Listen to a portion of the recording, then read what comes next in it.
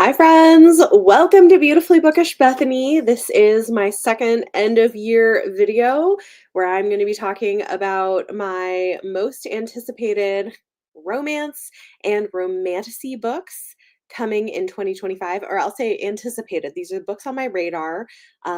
We've got 46 books to talk about tonight. I do have slides for you with covers and more detailed information. So yeah, very excited for this. I probably will not read all of these, but I will read many of them, and they're all the ones that are on my radar. I am going to divide them up by month, as always. These release dates are subject to change. Some of them may change, but as of right now, this is what we've got going. You can expect to see a mix of a good bit of romantasy, some contemporary romance, a little bit of historical romance, good bit of queer romance. Like we've got kind of a range of things, a little bit of something for everybody, hopefully. And this should be fun. So, hey, everybody. Hope y'all are doing well.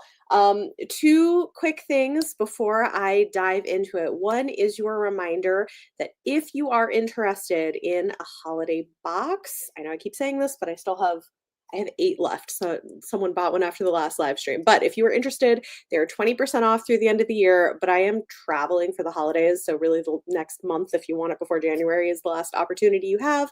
There's a link below for my Ko-fi if you're interested. It's got 5 items purchased from small businesses that are woman and minority owned, and then a book, and you get to select your preferred genre. So if you're interested in that, you can go find it. And then the one other thing that I will say, because I'm bad about promoting it, is also in my coffee shop, my Ko-fi shop, whatever, is the completed version of a thing I've been making all year. This is good too, because we'll let everybody kind of filter in while I'm talking about this. But if you're looking for a fun, interactive way to do a year-long reading challenge, this year I made a thing where I did monthly installments of a sort of choose your own story thing with a component where you make a decision, you click on it, you get to watch a video, and then to see what happens. And then at the end of the video, there's a reading challenge for the month. So if you're interested, that is also available. There's all 12 components, and it's got like, I think I went and counted like 19 possible endings. And 2 different genres was it splits through the beginning and the middle of the year. So this was like a huge undertaking that I just didn't talk about a lot, but it is now complete. So it is available with PDF downloads if you would like to go check that out. So those are my little announcement plug things of big projects I've been working on this year.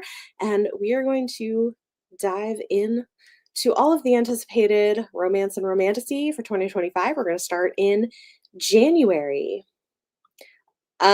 Okay, I will say one of these is not, I'm putting it here because I think it kind of fits even though it's not fiction. Okay, there's one of those. So that is a book I read recently. This is Interabled: True Stories About Love and Disability from Squirmy and Grubs and Other Interabled Couples by Shane and Hannah Burkhaw.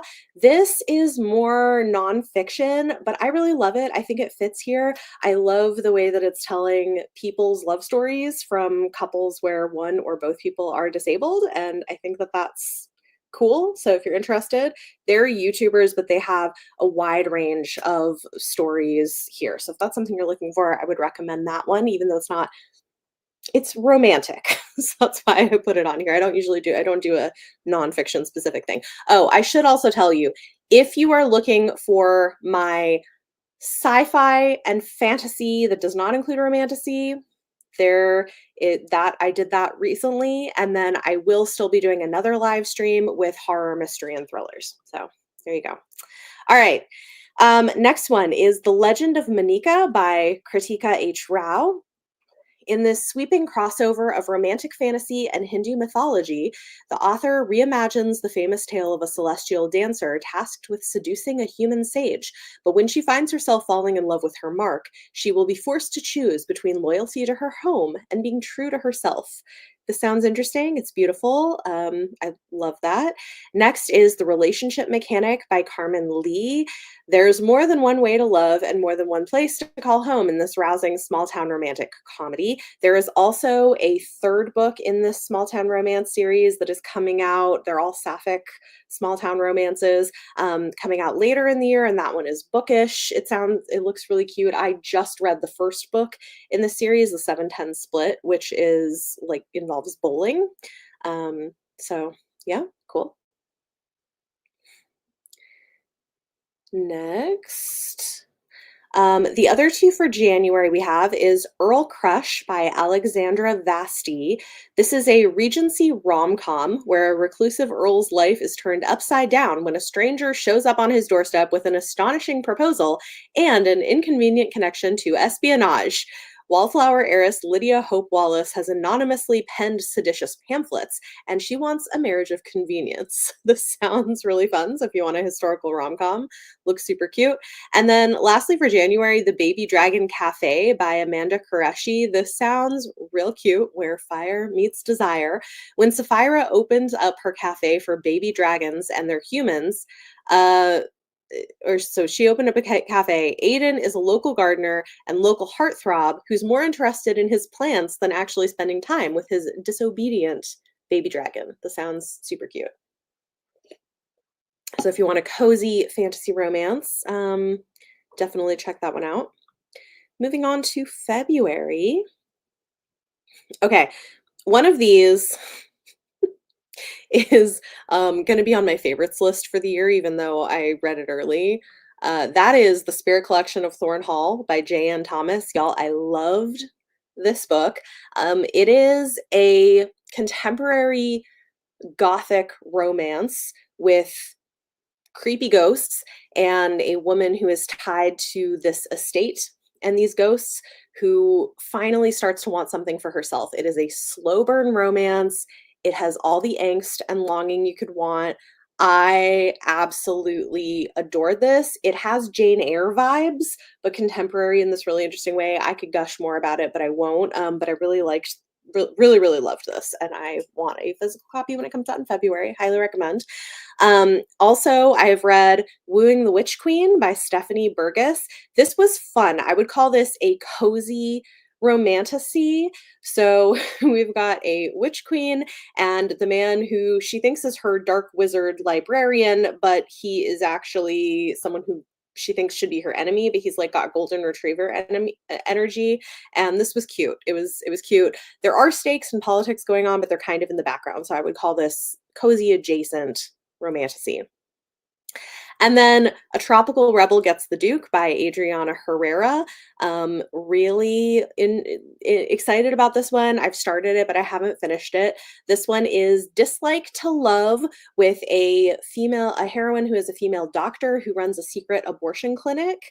Timely, and I'm excited for it. I like Adriana Herrera's stuff. This is the third in a fantastic historical romance series set during the Belle Epoch period, featuring Afro-Latine heroines. It's great. Yes, please read Caribbean Heiress in Paris. It's my favorite of the series so far, but they're all great. And yes, I hope you do read The Spirit Collection. I love it. Next, we have I Got Abducted by Aliens and Now I'm Trapped in a Rom-Com by Kimberly Lemming. Really excited for this. She is the author of I Got Drunk and Yeeted a Love Potion at a Werewolf, and her humor really works for me, so I'm excited about this one. A hilarious and sexy romance about a woman who gets dropped on a strange planet only to fall for not one, but two aliens. So I feel like this one will be a really good time. Looks like fun. And then lastly, A Traitorous Heart by Erin Cotter. A noblewoman in the scandalous French court finds herself under the dangerous and watchful eye of the Parisian royalty when she falls in love with the handsome king who is betrothed to her former lover in this bisexual Three Musketeers by way of Bridgerton. I mean, sounds interesting. Sounds very interesting. I think this one is YA. This one is a YA romance, but still, sounds great. Yes, I agree. Kimberly Lemming leans into camp a lot. Anyway, I'm here for it. Moving on to March. We have a lot in March. First is Hard to Get by Laura Moore. This is the third book in a series. I loved the first book. I liked the second book. I will be picking this up. Tender, sexy, southern small town romance that's for everyone who has ever had trouble trusting in love or trusting in themselves. And she tends to write plus size heroines and I think does it really well. Excited to see this one. The Love Simulation by Etta Easton. A passionate vice principal and a guarded science teacher compete for a grand prize, only to realize their budding relationship might be the real jackpot. This also looks good. It is also the sequel to Kiss Countdown. So these are like companion novels. It follows a different couple, but it's set in the same universe. And I liked Kiss Countdown pretty well.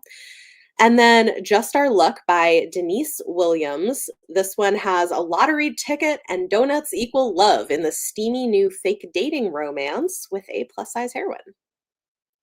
It looks super cute. I really like the cover. So, yeah, so if you enjoyed Kiss Countdown, definitely check out Love Simulation in March.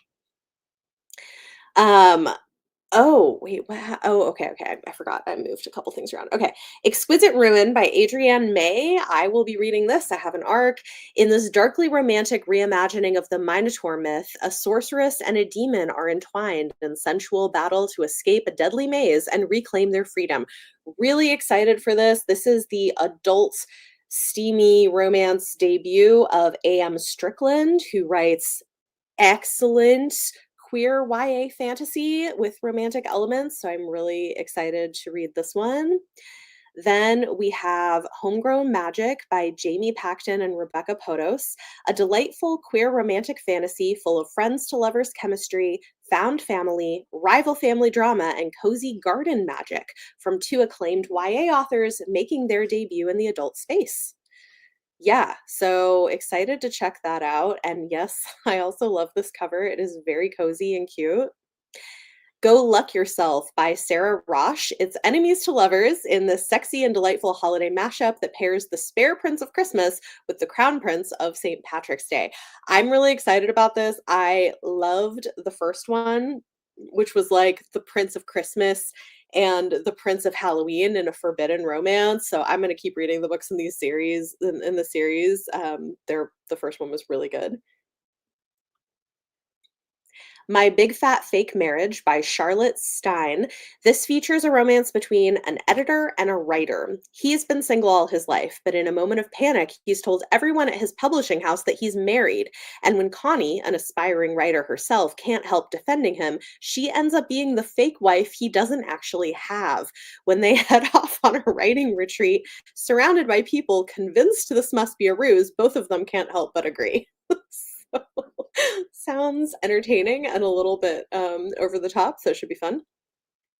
Then this actually just got moved. So it is no longer coming out in March. It's been pushed back a few times. And Witch's Guide to Magical Innkeeping just got pushed back to August. I know because Barnes and Noble emailed me to say, hey, your pre-order is not coming out when you thought it was. So I'm like bummed, but excited to eventually get it.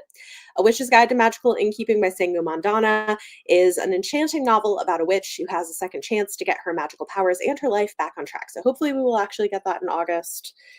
I think it was originally supposed to come out in December, so I don't know. I don't know what's going on there, but it should come out eventually. See You at the Altar by Rebecca Thorne. This is the third book in a series. It's like cozy adjacent queer fantasy, and this one involves a wedding. The fourth and final book in the series will be coming out later in the year, so we'll talk about that a little bit later in this. But if you've been enjoying those books, go check this out. And then Say a Little Prayer by Jenna Voorhees. This is YA, a wry, heartfelt tale of a teen who's taking her church camp by storm, one deadly sin at a time. We've got a bisexual heroine who is kind of over church, but then gets in trouble and has to spend spring break at church camp to not get in too much trouble at school, and ends up falling for her best friend, who is the pastor's daughter. So love is patient, love is kind, love is gay is what it says on the cover. So this one sounds pretty fun. Moving on to April. First, we have why is this out of order? Okay. My Best Friend's Honeymoon by Meryl Wilsner. This is a spicy female and non binary romance where two lifelong best friends go on a non refundable honeymoon together and discover sometimes to find a happily ever after, you just have to ask. So the best friend decides not to get married at the last minute and they go on the honeymoon together and fall in love. Next is Love at Second Sight by F.T. Lukens. This is a gay YA romance. When a teen has an unexpected vision of a future murder, he must juggle newfound interest from the supernatural community with trying to prevent the murder from happening, and also falls in love. So that should be fun. And then Firebird by Juliet Cross. This has been pitched as House of the Dragon meets From Blood and Ash in this epic, scorching, dark romantasy. I am intrigued. I have an arc of this one. I do plan to read it. Excited. Love this. Read after EFT Lucan's book since the Merfolk one. Excited. Love the excitement for it. All right. This one I'm really interested in, The Unlikely Pursuit of Mary Bennett by Linz McLeod. This is a sapphic romance between a recently widowed Charlotte Lucas and a grown-up scientist, Mary Bennett, after the death of Mr. Collins. Kind of love this premise. Very interested to see if it's good. And then The Gentleman and His Vowsmith by Rebecca Ide.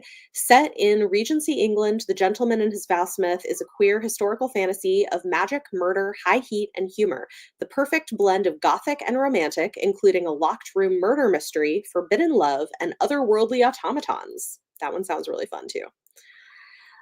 So this is like after Pride and Prejudice. So it's not, it's like set in the same story, but like years later, which I think is really interesting. Because I do think that Charlotte really reads as queer. I think it's an interesting concept. Okay. Say You'll Remember Me by Abby Jimenez. This is about a hot vet who always says the wrong thing, and romance and external obstacles, but they can't forget things, can't forget each other, even when the world's contriving to keep them apart. We don't know a whole lot about this, but I like Abby Jimenez's writing, so I'm excited to read this. And then finally for April, we have Sweet Obsession by Katie Robert. This is book 8 in the Dark Olympus series, and it is the romance between Poseidon and Icarus. I really like the series. There is a lot of macro plot happening that I am super invested in. There's going to be 10 books in the series altogether, and I'm excited to see what happens. Yeah, it's good. I have not enjoyed the romance piece as much, but I'm so invested. Like some of the romances I like, they're hit and miss for me. But I'm very invested in the macro plot and I need to know what happens. Yes, I do think it is intentionally a Taylor Swift lyric, probably. Does kind of look like tentacles. I can see that. Well, I think because it's Poseidon, so it's like a seashell, maybe. All right. In May, we just have one book. A Curse Carved in Bone by Danielle L. Jensen. This is the sequel to A Fate Inked in Blood, which is a romantasy with the Viking vibes. I liked the first one pretty well. I may try this one out. Right. Next is June. All right, first is Always Be My BB by Priyanka Taslim. This looks super cute. Clueless meets Jenna Evans Welsh in this young adult rom-com about a spoiled American teenager who faces some major culture shock and potential romance when she jets off to Bangladesh for her sister's wedding. That sounds adorable. Then we have Ready to Score by Jody Slaughter. This is Cleat Cute meets Friday Night Lights in this funny, spicy, and emotional new sapphic romance. And I've liked some of her other stuff in the past as well. And then Plus Size Player by Daniel Allen, a steamy, witty novel about finding the perfect partner and how sometimes what you're looking for is right in front of you. Daniel Allen had a book that came out through Bramble this year that was so good, Curvy Girl Summer. Oh my God. So I definitely want to pick this one up because, yeah. Yes. Okay. Next, we have Tenderly I Am Devoured by Lyndall Clipstone. Perfect for fans of Saltburn, For the Wolf, and House of Hollow, Tenderly I Am Devoured is a moody, monstrously gothic romantasy in which a young woman must bind herself to a dangerously chthonic demon with the help of the son of a rival family in order to save her family's legacy and herself from ruin. This one is YA, probably going to be upper YA, and I have read some romantasy, dark romantasy from this author in the past that I thought was excellent. So I think it's going to be fun. Melodramatic, so maybe not everyone's cup of tea, but I think it'll be fun. Nobody in Particular by Sophie Gonzalez. This is Young Royals meets The Prince and Me when a disgraced princess falls for a new student at their all-girls boarding school, but the two must hide their forbidden love at all costs. Sounds like a blast. And then finally, A Forgery of Fate by Elizabeth Lim. This is a breathtaking romantic fantasy inspired by Beauty and the Beast about a girl who paints the future and a cursed dragon lord bound by love and deception in a plot to bring down the gods. Yeah. All of these look really good. I want to read them. Yes, absolutely. Moving on, let's talk about July. The Great Misfortune of Stella Sedgwick by S. Isabel is a wildly entertaining YA historical romance that follows a young Black woman in 1860s England who yearns for a writing career and independence rather than love and marriage. But an unexpected inheritance forces her into London society and reunites her with the boy who broke her heart. Love it, giving me Bridgerton vibes. I'm loving this. I wish more of the adult romance would do more of this. YA is kind of getting it. So I'm like, come on, let's get more of this. Come on. Bridgerton is huge. We can do more of these historicals. The Irresistible Urge to Fall for Your Enemy by Brigitte Knightley is a slow burn, enemies to lovers romantasy duology. It's the first book in a duology featuring a scholarly healer and a gentleman assassin set in an exquisite fantasy world perfect for fans of The Love Hypothesis and Emily Wilde's Encyclopedia of Fairies. Looks fun. And then Love is a War Song by Danica Nava.